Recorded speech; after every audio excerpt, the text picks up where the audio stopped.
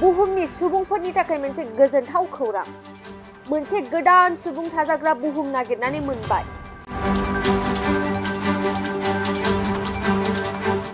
बुहुमनि सुबुंफोरनि थाखाय नासाया मोनसे गेदेर खौरां फोसावदों।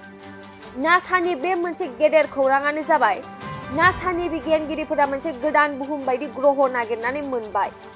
सुपार आर्थ मुङै मिथिजानाय बे ग्रहआ जों थानाय बुहुमनिख्रुइ 1.5 गुन देरसिन। नासानि बिगियानगिरिफोरा फोरमायनाय बायदिब्ला बे ग्रहआव सुबुं माहारिया रायजो जानो हागोन। बे गोदान ग्रहआ जोबोद गुसु होननानैबो फोरमायबावनायखौ बे समाव मिथिनानै मोननाय जायो।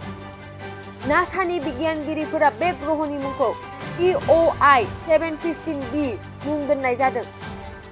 फिन फोरमायबावदों दि बुहुमनि सुबुंफोरनि थाखाय नासाया मोनसे गेदेर खौरां फोसावदों। नासानि बे मोनसे गेदेर खौराङानो जाबाय नासानि बिगियानगिरिफोरा मोनसे गोदान बुहुम बायदि ग्रह नागिरनानै मोनबाय।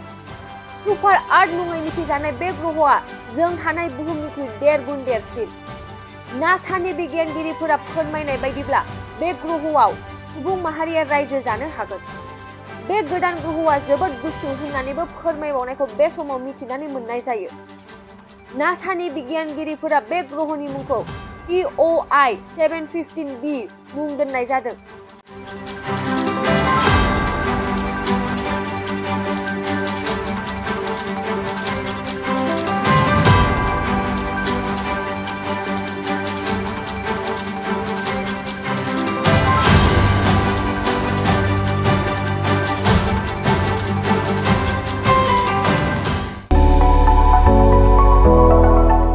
मोनसे गोजोनथाव खौरां।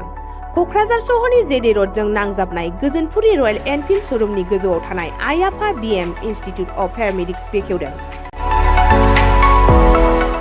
बे आयाफा BM इन्स्टिट्युट अफ पेरामेडिक्सआ नोंथांमोननो लानानै फैदों देहा जोथोन लाखिनायनि माखासे आयदाफोरनि 2024-2025 मायथाइनि मुं थिसननाया फैगौ 15 जानुवारिनिफ्राय जोबथा मार्च दानसिम सोलिगासिनो दङ।